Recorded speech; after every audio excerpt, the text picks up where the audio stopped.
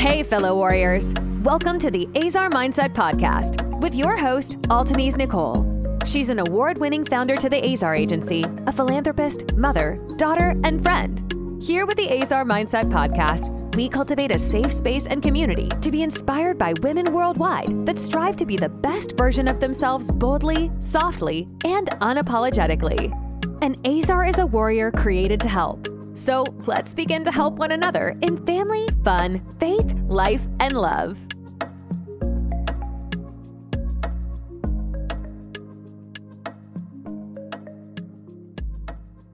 Hello.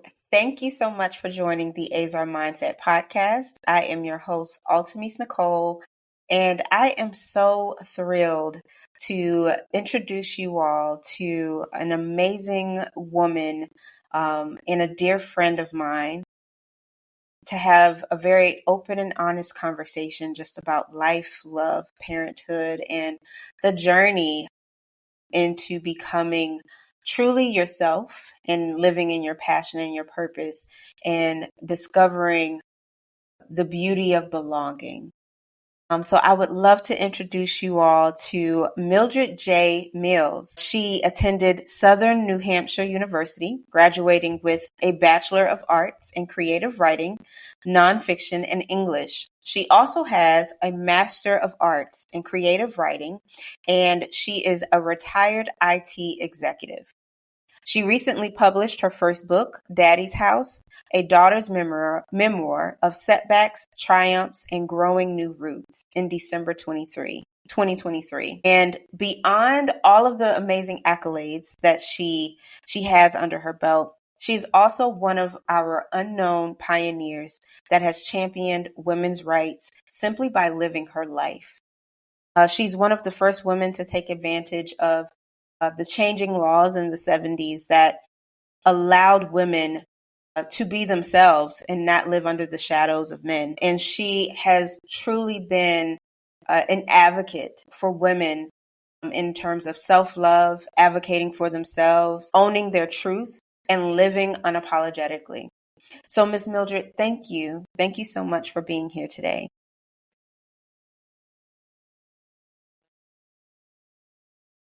Lovely. So please tell me, what sparked your desire to write your memoir?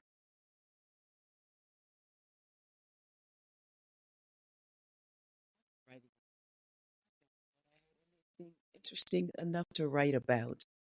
And after spending some time in corporate America, I ran into a snag where I don't think that I was being treated very fairly. So I left corporate America. I ended up working or volunteering at a women's homeless shelter, and just speaking with those women and hearing their stories about how they had gone through so much, and some of them had just hit one snag after another, trying to get a break in life. And after I heard all those stories, I heard about domestic violence. I heard about children who just behaved any old kind of way. I heard about loving children. I pretty much heard from women who wanted to be the best that they could be, but life just kept throwing them curveballs. And after I heard all those stories, I thought about my mother, and I thought about her having lived in a life where she gave birth to 17 children. And I am third of those 17 children. Had a very close relationship with my mother. And after hearing all those stories from those women, I wanted to hear my mother's story. I wanted her to tell me what it was to be a little girl, what it was to grow up, to graduate from high school, have dreams and goals and aspirations. And I wanted her to tell me, how did you end up living on a farm, having 17 children? Is this the life that you desired for yourself? And when I asked her I said, I'd love to interview you. And she just kind of looked at me, and I expected her to say no in a very kind way. But she actually said, Mildred, I'll tell my story. It's about time I told somebody. And when she said that, I said, Mom, someday I might write a book. My story is no story without your story. So do you give me permission to use your words in my story? And she said, absolutely. So I Mm. didn't at that time start writing. I mean, I was already writing stuff, but I wasn't really writing a book. But then I started really taking notes and writing our story. So that's how I decided to write a book. Like I said before that, I didn't think my life was interesting enough to write about. Wow. And as someone who has read your book, I'm going to beg to differ. I'm going to beg to differ with that. And, I think it's so beautiful. Number one, you asking um, to interview her and, giving her the heads up that you could potentially write a book and including her story in it. It sounds as if you had a beautiful, wonderful relationship with your mom. I did. Share with me, was that something you always had with her, or did you grow into that relationship with your mom? Well, of course, the mature relationship that we had as women, we grew into that. But as a child, I don't know why I felt protective of my mother. I remember when she and I sat down and had that conversation. I was 55 years old, and she said, "Do you remember when you were a little girl in elementary school? You guys would go off to catch the school bus, and you would come back, and sometimes there you were knocking on the front door minutes after you should have been on that school bus." And you said, and I would ask you, "So what are you doing back here, Mildred?" And you would say, "Well, I just wanted to make sure you were okay." And she said, "I told you." She said, and at that time she told me, "I'm just fine. But tomorrow you're going to get on that school bus and you're going to stay on the school bus." But that just brought back to memory some of the times that I thought she was sick. And I said, "I Mm. thought you were sick, Mom." She said, "I was never sick." She said, "But after each of my children was born, I took, I think she said 2 weeks, and she Mm. stayed in bed, to recover Mm. from that." And so Yeah. I'm a little girl. I don't know anything about where that baby came from or Yeah. or why she's in bed. So I thought my mom was sick because, during those times she would have me go get pots and pans or whatever, and she would have me, I was cooking. I'm this little girl, but she'd say, "Go bring me this pot, go bring me this stuff." And she would tell me how much seasoning and stuff to put on it, then go put it on the stove and cook a meal. So, hey, that's the relationship Oh my of gosh. me and my mom. And what I didn't say to you is that I am her namesake. I am Mildred Jean after my mother, Mildred Jean. That is beautiful. And you said you're the third of 17? I am the third of 17 and the second oldest daughter. Wow. Oh my gosh. How was it growing up with 17 siblings? How was that for you? Well, the interesting thing is, well, I had 16 siblings, but the interesting thing is one child died as a baby. And I never ever lived in the house with my baby sister. She was born, I left home in June of 1969, and my baby sister was born in July of 1969. But it was really interesting and amazing growing up in a house with all those children. I never really had close friends growing up because, first of all, we lived way out. We lived out on a farm. We lived in a rural area. And my sister Rachel was my best friend, growing up.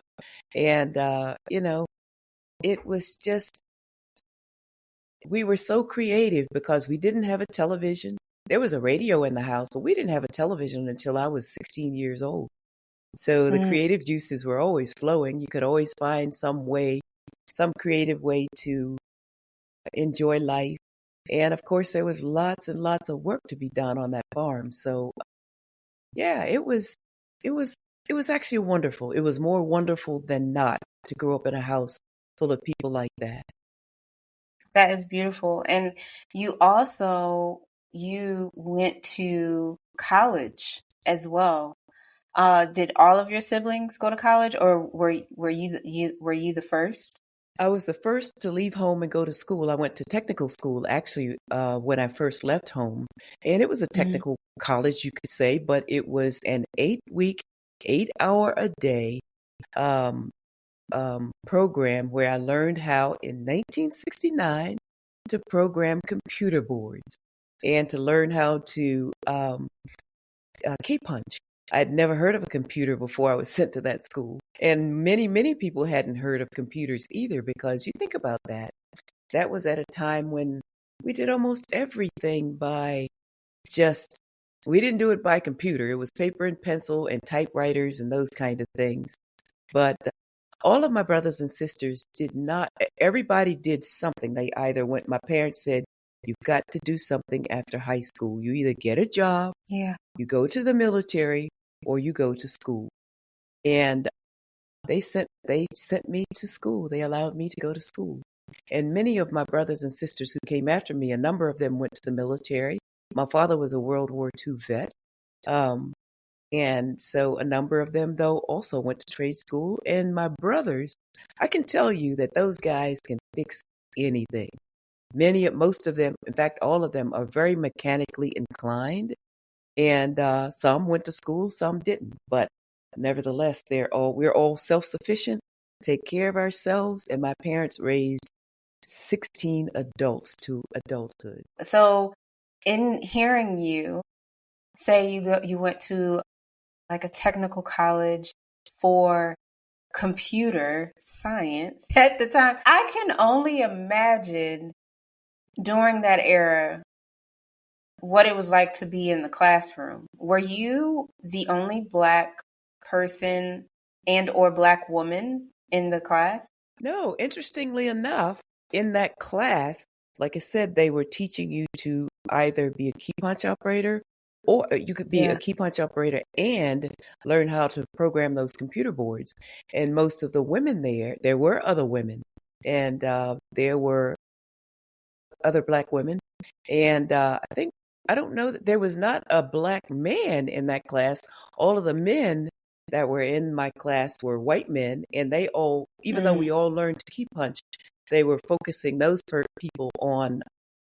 guys on learning to program those computer boards. But I learned how to program those as well, and they earned an awesome living in that field, in the IT field. It was called data processing back then. But I was not going to just be a key punch operator. That was the entry level to IT or data processing back Yes. then. But so I knew how to start at the entry level and move on up. Oh my goodness. And I think, now there's such a heavy push for women in tech, Yes, and especially Black women in tech. And that's essentially, what your corporate career was built on. Tell me, absolutely. how did you navigate growing in your career? Were there any lessons that you would like to share that you learned along the way? Absolutely. The lesson that I learned growing into my career, like I said, I started out as a key punch operator, and there were only women in that job. And I started out at Ohio State University in Columbus, Ohio. And about a year later, I moved to Dayton, Ohio. And my career was, I started with General Motors. I was there for 17 years. And in that 17 years, I moved from being a key punch operator to being a network operator, where I learned how to get, let me see, I'm going to find the best way to explain this. There's a network, and all these networks talk to each other across a computer line, across the network. Yes. And I was a troubleshooter because I was told that I was first of all, really, I pay attention to details, very detail Yes. oriented. And if there is a problem, I will solve that problem. I mean, and I go but anyway, and I was also the first person at General Motors to be put into this program called Salaried Employee in Training. I was targeted to learn the ropes from the bottom up and go into corporate America's corporate headquarters in a leadership role.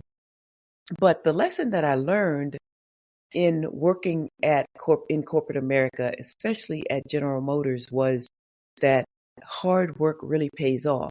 And I remember there was a guy that I worked with who said that I had taken a job from a man because I was working in the data center and there wasn't another woman working in there at that time. And I said, well, I have a family. He said, but men should support their families, and women, at the time I was divorced, he said, if you need to take care of your family, you should go on welfare. And I said, well, why don't you go on welfare? And of course, I didn't make a fuss about it. I just continued to do my thing. Years later, or actually it was probably a year later, this guy came to me and he said, I apologize for that statement because I thought that since you had just recently divorced, you would be like all those other women. And I thought, well, you don't generalize. All those other women who suddenly find so many reasons not to come to work because they're divorced. He said, but not only did you carry your weight, you carried a lot of us. And I said, no worries. Apology accepted. I don't know that I've ever taken a job from another man. I don't think you're taking a job from a woman, that kind of thing. But what I also learned is that if you come to work every day and bring your best, the support system around you just grows. And I still have some of those men that I worked with in that mostly male dominant place are still people that I can reach back to and say hello. And they still remember me as that young girl. And I was 20 at the time, that young girl who came through there as a young person and just made her way through corporate America, one job at a time, one promotion at a time. That is wonderful. That is wonderful. My time in corporate, I don't know, it was very interesting. I recently shared a reel, like it was very interesting, and you don't realize the trauma attached until you're out, quite honestly. Well, absolutely. I didn't realize a lot of things until I was laid off and I went on my own and I had these coping mechanisms and behaviors. And I was like, where is this coming from? And I was like, where is this coming from? And I had a client that was rebranding their website, and they did research on, different focus groups in corporate America. And they did research on being Black in corporate America. And I had to read that report, and it was just, I remember weeping while reading that report because so many things in that report I identified with. And I recently shared a reel where it was, two African-American anchors. And before they went live, one of the anchors started singing a hip hop song and the other anchor joined in. And they were so close to time to go live, and you could literally see them code switch. You could literally see them go from, and it just went away, and it was like, "Hi, you're here with blah blah blah blah blah." Like, and I'm like, yes, code switching. Absolutely. I identify.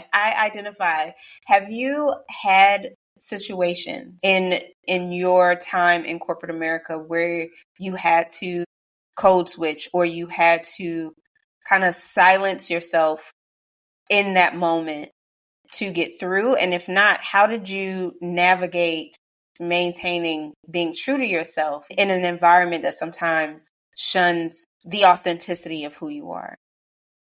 I can honestly say that when I worked for General Motors, I'd never found myself in a position where I needed to code switch. I really, really felt that I had the support of that corporation And there was one incident where a man grabbed my bottom while I was teaching a class. And I turned around and I did not slap his face, but I wanted to. But I said, if you ever touch me again, I will slap your face. So I immediately walked off that stage and went to my manager and told him what occurred.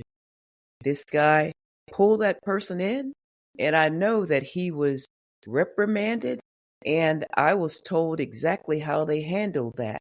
And so I felt protected. I really did feel protected in that environment. And at General Motors, they really didn't play. They did not. Yeah. I mean, that was my experience. But of course, I left General Motors, and there was a time when I've never really felt like I needed to code switch so much because I am naturally a loner. So I'm not usually having these conversations with other people, et cetera, et cetera. But there was a time when I felt like I was under attack, and that's when I actually left corporate America. And I didn't feel like I was protected at all. Not that I just wanted to be allowed to do my job. I wanted to be allowed to be myself and I felt that I was being attacked because of my race. Of course, I did bring that to the attention of my management, but that's the last thing I'll do. I mean, I'll first of all take a look at myself and think, okay, is there something that you could have done differently? Is there some way that you could handle this without thinking about it as racially motivated? And I tried every trick in the book, every trick that I knew to try to get beyond that. And I finally saw it for what it was. And I ended up suing my employer for race discrimination because I thought that they were throwing me under the bus and protecting these other folks. So, no, I've never felt like I needed to do any switching, but I've certainly felt that I needed to behave in a manner that I never thought I would have to. My parents taught us to get along with everyone.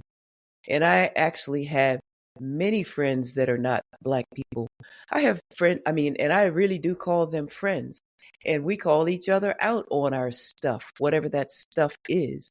You know, if they say something that I said, okay, well, think about what you just said. And do you really think you mean that or what? And they'll call me out on my stuff. So I think that living in a diverse world is a beautiful thing, whether it's racially diverse, whether it's age diversity, whether it's male and female, all those kind of things. I love diverse opinions. I love diverse experiences, and it helps me to grow. And I love talking to my grandchildren, who some of them are now adults. And I love talking to a person like yourself because first of all, it helps me to remain youthful, and it helps me to keep those brain cells going, and it helps me to understand people who are not my age, because if I only associated with people that are my age, I fear that I might become staid, STAID, just kind of stuck someplace, and I don't want to be stuck someplace. And I'm not saying that everyone who is in my age category is still bringing an awful lot to the table, because there are some women who are really bringing it at my age and older. And I think, oh my God, I just have so many good reasons to get up every day and go do the thing that makes me happy, brings me joy, and bring other people joy. That and there was something in that you mentioned that I want to touch on a little bit, and it's around friendship and being able to have those honest, real conversations with your friends. Where did the root of how you approach friendship and how you nurture and build relationships, what's the root of that for you? The root of that is, I told my mom, I said, Mom, it's in the eyes. You take a look at somebody's eyes, and I just have to have honesty around me. I don't want you to be dishonest with me. I don't care what the truth is. And I said, I'll never forget saying to my husband when I first met him, I said, I can deal with the truth, whatever it is. But if I catch you lying to me, that's a different kind of situation. Allow me to make the decision on whether to continue with whatever it is. Just tell me the truth. But the basis of my relationships has to be honesty and truth and just the ability to have an honest conversation. I have a friend who said to me once, well, if my feelings are hurt, I'm sure not going to bring those feelings to you because they'll be hurt even worse. I said, I don't mean to hurt your feelings. I think you just ought to, hey, it is what it is. So let's just deal with it. Yes, yes. Oh my gosh. I always say I don't want the amen choir. If you have the amen choir around you, those are the people who will not tell you have broccoli in your teeth. You know what I'm saying? Or booger in your nose, Or a booger in your nose. Those are the people who will not tell you the truth. Like right. they won't inform you of something that will make you better. Absolutely. And it's so important to have those people around you, but it's also important to ensure that it's mirrored back, right? So Absolutely. Having the people be open to receiving that same exact feedback, knowing that iron sharpens iron, right? Yes. We help each other grow. And, one of the things that I say with pride is that I enjoy the beauty of sitting at the feet of the women who have gone before me. I think there is such wisdom. There is a richness in the love when you are vulnerable enough as a woman to allow yourself to grow not from just your own experiences, but having someone in your life who's gone before you, who's been there, done that, probably can write a book about it, right, Miss Mildred? Like, write a book about it. Exactly. And can tell you before you get on that path, hey, let me help you through. Let me help guide you through this. So I would love to know, who are the women that you have sat under their feet in learning? The first woman whose feet I sat under or at is my mother. And then I love people like Maya Angelou. I love Cicely Tyson. These old women, and Sojourner Truth. Oh my God, those women, women who have just put us on their backs and carried us and never ever said, look what I'm doing for you. Or I want you to do this for me because I did that for you. And like I said, my mom comes first. She comes absolutely first because I was in the room with her so often as she carried that weight. And then as she carried that weight after I left home, and she's still raising her children. And she, like so many other mothers, go to bed at night praying that her children are okay. Wake up in the morning praying that her children will be okay, and especially her sons. And she prayed just as fervently for her daughters because she said, I want my daughters to have something for themselves. Don't be like me, depending on someone to hand you everything.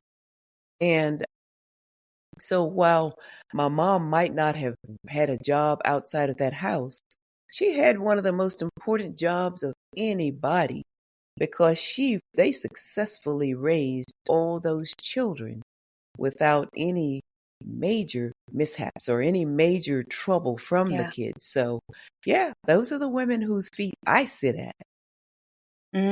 That's beautiful. That's absolutely beautiful. And if there is a woman listening to this podcast that may not have the best relationship with her mom, right? And into adulthood, possibly raising her own children, sons and or daughters, right? Mm-hmm. What advice would you give her when it comes to the mother-daughter relationship? Well, I can talk about my own mother-daughter relationship some, and I won't go into any great details or in great, I won't go in depth, but I really do wish and hope that before I leave this earth, my daughter and I will have, we don't have to have the relationship that my mother and I had, because every mother-daughter or every relationship is different. But I want us to have a better relationship, a closer relationship where I think that we can be honest with each other and that we can, I think there's some hurt and some pain that we need to get over. And I think that I, as the mother, owe it to my daughter to have that conversation. So I am just one who thinks that having a conversation so often is what can bring two people together. But you can't have that conversation unless you're willing to, first of all, hear what's coming from the other side and then deliver a message that is not hurtful, that is not painful. It may be hurtful, but not meant to be hurtful, but is not mean-spirited. So that's my advice. And I can tell you that I have a podcast that dropped today, and that's a relationship with my son. So, and it was interesting having that conversation as he revealed to me things that he saw and believed as a child growing up about his mother, and then things that he realized as an adult man seeing me as a person. So I won't say any more about that either, but it's just wonderful. I think about myself growing up as a girl and seeing my mother, not really knowing her as a person, just seeing her as my mom. And then growing, I remember after I had my child, how our conversations changed. You know, this woman knows something about having had children. Let me ask her a question or two. You know, and it wasn't one of those conversations that you could have as honest as I can have with my children, but she could certainly tell you a thing or two. And she was always kind in her answers. And the thing that I loved about my mom was she thought, she followed her own advice. She always said, think twice and speak once. And so whatever question I asked her, I know that she had thought about it. She never just flipped off and started speaking. She often said, and then she began to speak. That's beautiful. That's wonderful. And I think too, one of the things that I've learned with my relationship with my mom is that time reveals just how human our parents really are. Yes. And I think as you know, when we're children, we see them at a different level, right? We're on a completely different level than them. So sometimes our parents are put on a pedestal, and other times they are put on a cross. Yes. Depending upon, you know, what our life experiences were. And for my mom, she had a very hard childhood, but she's extremely resilient and strong. She ran away from home at the age of 16, and we're not talking, you know, down the street. She and her best friend got her a one-way bus ticket from Georgia to DC. And that is how she ran away from home, and she went to my uncle's house, and that's how she started her adult life. That's how she started adulthood. She stayed with my uncle, got her GED. Her first apartment was actually in my uncle's name because she was too young to have an apartment in her name. And she started working, and she has been working ever since. And, Lord. you know, as a child, right, I'm a little more sensitive in nature than my mom. And she would be the first to be like, girl, you like a bucket of water. You cry over everything. And I'm like, so mean. Like, I don't understand. And as I got older, I realized that because of her experiences, she literally gave me the best that she had with what she had. Yeah. Well, And go ahead. You know, one of my mom's sayings was, do the best you can with what you have right now, Yes. and of course, Yes. right now is right now. You don't know what's going to happen Yeah. tomorrow or next year or next week or whatever. But Yeah. when you talk about that bucket of tears, my daughter was a bucket of tears, and I would think, what the hell is there to cry about? I mean, my That goodness. was I my just didn't mom. That was I my just mom. didn't understand it, because and I'm sure she probably thought that I don't know that she thought that I was mean, but certainly insensitive perhaps. I don't know. But hey, I was taught to dust it off and keep it moving. Yes. Life And comes that was at you my mom. fast. Yeah, life comes Yes. at you Yeah, that was fast my mom. sometimes, and it comes at you hard sometimes. And if you're sitting there crying, I mean, we just all deal with things differently. Yes. And I'm laughing because that was literally my mom's perspective. And I think a lot shifted for us when I started to learn who I really am. Mm. And I discovered that I'm empath. So I feel not only my stuff, but Miss Mildred, if you tell me a story, I will feel the emotion behind the story and I will cry for you. I would be the one to be like, I would be like, oh my God. And the person who actually went through it is like, are you okay? I'm just feeling what you felt. And they're like, well, I didn't even cry. Girl, that's why I'm crying. Like, My and gosh. when I learned that, I realized that it's connected to my gift because Mm. my gift is associated with connecting in relationships. And My by God. doing that, I said, oh, okay. So my mom and I really are different in that capacity. That is not a gift that she has. She does not have Well, that gift.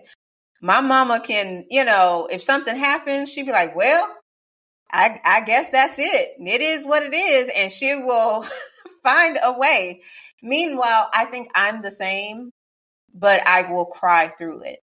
So as I am saying, okay, this is what it is, I will be shedding my tears, feeling my feels, all of the things that my mom, whether she has the capacity to do it or not, she doesn't. well, and She is neither able do to I. navigate through it. And once I identified that, I realized, okay, my mom and I are different. We are different for very specific reasons. However, she instilled in me the resilience that she had. Well, that's wonderful. I have a dear friend who cries at the drop of a hat also. And Yeah. I said, "What are you crying for?" She said, "Well, that person hurt my feelings." I said, "Well, hurt their feelings back or ignore them, but don't just cry about it. For gosh sake," I said, my mom said, "The world just wants to see you with a hung down head." And I said, Mm. "I'm not going to allow that." So, but Mm. I of course have come to understand my friend. She's a Yeah. crier and she can cry at the drop. I thought, where did all those tears come from? So Yeah. you did just have this little bucket sitting behind your Somebody gotta eyelid? feel it. Somebody gotta let them out. It gotta be somebody. And I remember at one point I used to hate that about myself. I would be like, why do I cry? I would get angry when I would cry. And I remember there was one of the women that I sat at her feet. She said, tears have prayers without words. Wow, So that she is said, let your tears fall. She said, because although you don't have the words to say at the moment, God knows. And He knows that the is interpretation of those tears. And it changed my view on my emotions and how I express them, because really that's the expression of the emotion. So I learned to just be like, okay, this is what it is. But I have also identified it can't rule my life. no. It Yes, cannot. You have to put feelings in their place, right? Because you don't make decisions based off of feelings. You make you got to decisions based off of compartmentalize what them. is. Yeah, Yes, you got to yeah, make sure that you understand. Yes, you have feelings and they are valid, but they should not be the dictator of your movements, right? absolutely. I agree They with have that. their place. They They have their do. place. I think back to a time, I know that I must have been in my mid 20s, and my uncle passed. I might have been in my late 20s, but I think I was in my 20s. And I had an uncle, my father's brother, who passed, and I went to his funeral. And we were standing in that line where you line up to go inside the church. And my mom whips out some tissues, and she hands them to me. And I look at her and I said, "So what's that for?" And she just looked at me because she knows her daughter. She has told me more than once, "After all, you are your father's child." But anyway, I said, "Mom, I don't sweat and I don't cry, so I don't need the tissue." And she just looked at me, and I thought, wasn't that kind of harsh of me to say that to her? And I said it just about in that tone. And I didn't mean Yeah. it. I didn't mean it in that way. And see, she's sensitive. She said, "Ooh, I just cried so many tears. I didn't think I had no more tears to cry." And I thought to myself, that's probably why I don't cry, because oh my gosh, I just see you sitting there crying, and nothing happens as a result of that crying. You just get hurt, you get your feelings hurt, and you keep crying. And I'd be daggone if I'm gonna cry like that. So you mentioned your dad. So how, in your perspective of life, in the essence of who you are, how has your dad been a part of shaping that for you? Well, the influence my dad had on me is so deep because, first of all, I loved so much about this guy. He was stoic. Mm. He could walk into a room and demand immediate respect, not because he asked for it, but just because he showed up, and you look and you think, this is a man that, first of all, I'm not going to cross him. And he never looked mean or anything. He just, his influence on me was, I saw him manage things in Jim Crow's South in the 50s and in the 60s that I didn't know if other Black folks, I didn't see any other people like him. Yeah. But I know that people called him when they got into trouble. His sister's sons got into trouble. Other people in the community got into trouble, or not even if they didn't get into trouble, if they just wanted some advice on how to handle a situation. My father was a guy who he thought, my mom always thought twice and spoke once. He thought twice and he spoke his mind. I don't care whatever came up, came out. And sometimes he said some pretty shocking things. And I won't repeat a couple of them because I thought, oh my gosh, do you really feel that way? I will. He spoke about a race of people. He said, if they don't die and go to hell, there is no hell. I said, Daddy, you don't mean, are you kidding? He said, yeah, I mean it. And I thought, oh my goodness. But the thing that I realize is I have no idea what my father saw every day when he left that house and went on the road to lay bricks or do carpentry work or any of those things. I have no idea what he experienced in his life that he never shared with us because he was that protector. He was a protector of his family in so many ways. So I learned that from him. And he shaped me as a little girl at a very young age because he put me to work. I'm 5 or 6 years old. He gives me a pen and pad and makes me a bookkeeper because he has this milk route where he sells food or produce from the farm, eggs, milk, and stuff. Wow. And Entrepreneur. he said, "You're going to be my bookkeeper," and I'm his bookkeeper. So he Yeah. taught me without ever saying the words. And I'm sure people might get sick of hearing me say this occasionally, but I don't care. He taught me without ever saying the words that you, my daughter, can be anything or anybody that you want to be. He didn't tell me that I was a girl. He didn't show me that I was a girl by saying, this is girls' work and this is boys' work. He showed me that you're going to do all this work. I don't care what sex you are, young lady, even though the boys never had to do any of the work inside the house. So Wow. he treated me differently. He treated Yeah. his girls differently. So hey, that's who Wow. my father is to me. So he was not only did he serve this country, but he was also an entrepreneur within his own right during Oh, that time. he was an entrepreneur, period. My mom and dad bought a farm in 1950 when mom was pregnant with me. Mom said, and he did too, that it was a wilderness. It was not a farm at the time, but he turned a wilderness into a farm. He was a cotton farmer when I was growing up, and we raised all of our food. You know, we didn't raise rice or salt or pepper, those kind of things, but all of our vegetables, meat, all that stuff. Yeah, he was definitely an entrepreneur. So, you know, he sold some when I was very young, but as the family grew, yeah, you really couldn't go selling anything because you needed it all for your own family.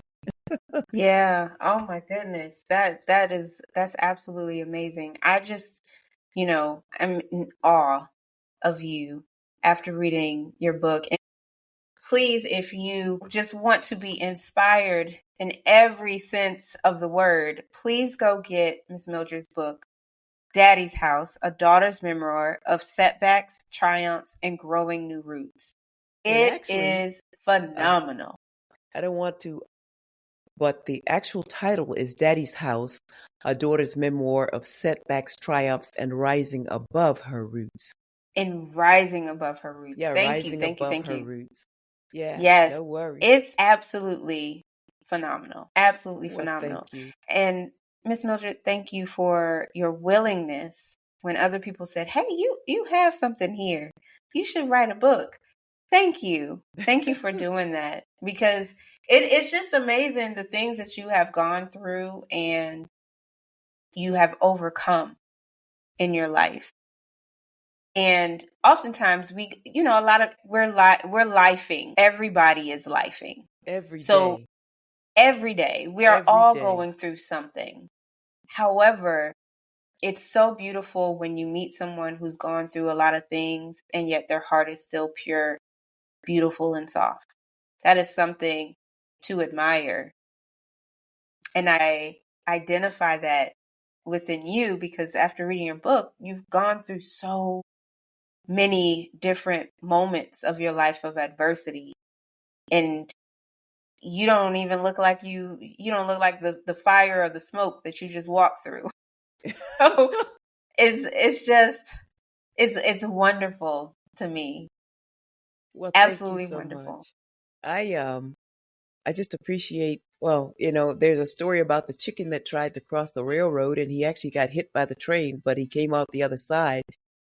And Yeah. his chicken buddies on the other side said, "You don't look like what you've been through." Yes, So it's one of those I things. love it. But, I love it. I love it. And Miss Mildred, if there are people who would like to hear the latest episode of your podcast or would like to learn how they could connect with you in other ways, where can they find you? They can find me on social media in most places at mildredjmills.com. That's my website. And I'm Mildred J. Mills on Facebook. I'm Mildred J. But they can just Google Mildred J. Mills. And that's where I am. I am on Facebook, Instagram, and LinkedIn. Those are the ones that I use most of the time. Well, thank you, Miss Mildred. Thank you so much for your time and just for being willing to share your wisdom with us. It is always appreciated. Thank you very much. I appreciate you having me, Altimese. Of course, of course. And again, if you are listening and you would like to connect with Miss Mildred, we will have all of her information in the show notes. And we hope that this conversation has empowered you, inspired you, or just reminded you that you're not alone in your journey of life. Thank you so much for listening, and we will see you on the next episode. We hope you enjoyed this podcast episode of the Azar Mindset Podcast. Be sure to subscribe to stay connected and in the know of all upcoming inspiring conversations with Altimese Nichole and inspiring women from all around the world. Until next time, stay soft and fearless, Queen.